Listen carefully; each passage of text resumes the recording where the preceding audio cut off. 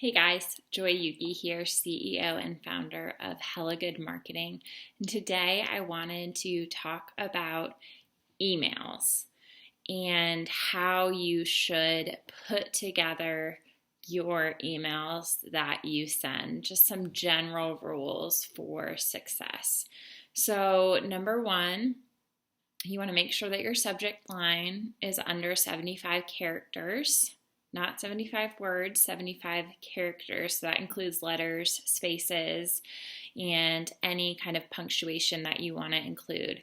And it's important that it's under that many characters because that most people view emails on a mobile device now, and your subject line will get cut off if it's over 75 characters. Same with your preview text. So preview text, there's always a spot in an email service provider for you to enter that, and that's that kind of grayed out text that you see in your inbox underneath the subject line or beside it if you're looking on a desktop. A lot of people don't write preview text and just let it auto-populate, and that's a big mistake. It's almost like a subject line number 2. It should complement the subject line, but it should also be a hook, just like the subject line is a hook to get people to open the email. Your preview text is also a hook to get people to open the email. So the subject line and the preview text, they work in tandem. They're a team to get somebody to open your email. The preview text shouldn't be over 75 characters either, just because, again, like the subject line, it's going to get cut off on a mobile device.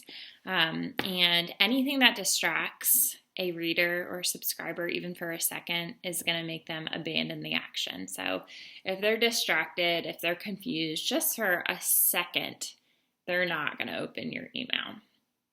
So that's 2 tips for open rates and increasing them.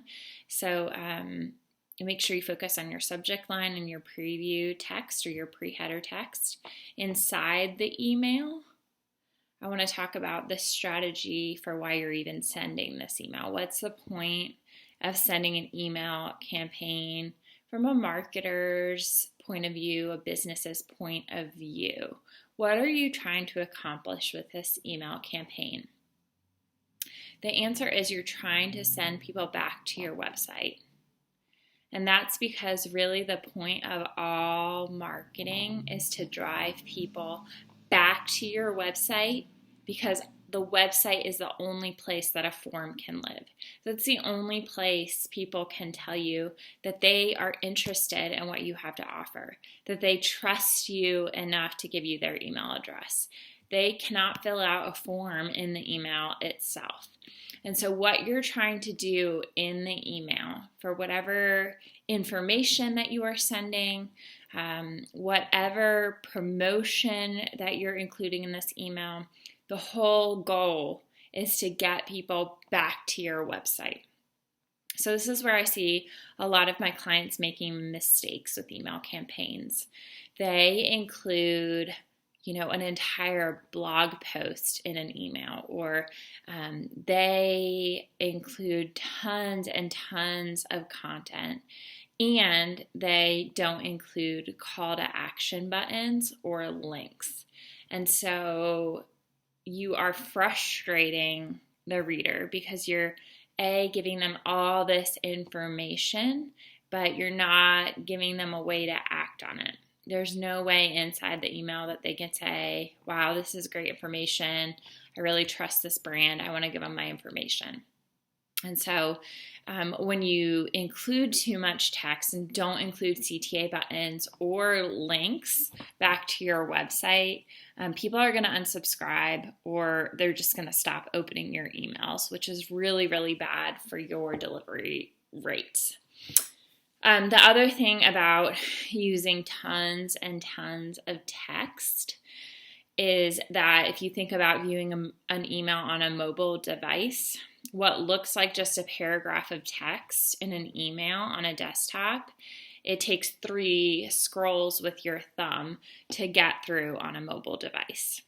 Let's go back to the fact that it takes 1 second of frustration or confusion for somebody to just abandon your email. if somebody has to work hard to read your email, they're not going to do it. They're going to stop reading and then they're going to delete it. They're going to unsubscribe. They're just not going to look at it.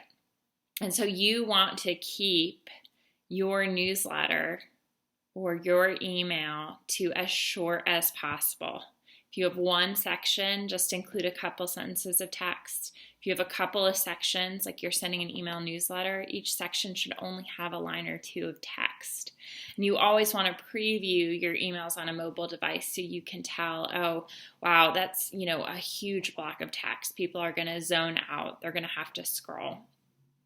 You always want to include one call to action per email, or if you're sending an email newsletter, just one call to action per section. And what I mean by one call to action is you'll have links within that section of the email newsletter. You'll have a button within that section, a CTA button within that section, and within a section of an email, or if you're just sending one email, it should all link to the same place. So don't be within one topic, one email, or one section of an email. Don't be sending people to different places. Read the blog post, fill out this form, check out our website. It's too confusing. What happens when people are confused? They go away.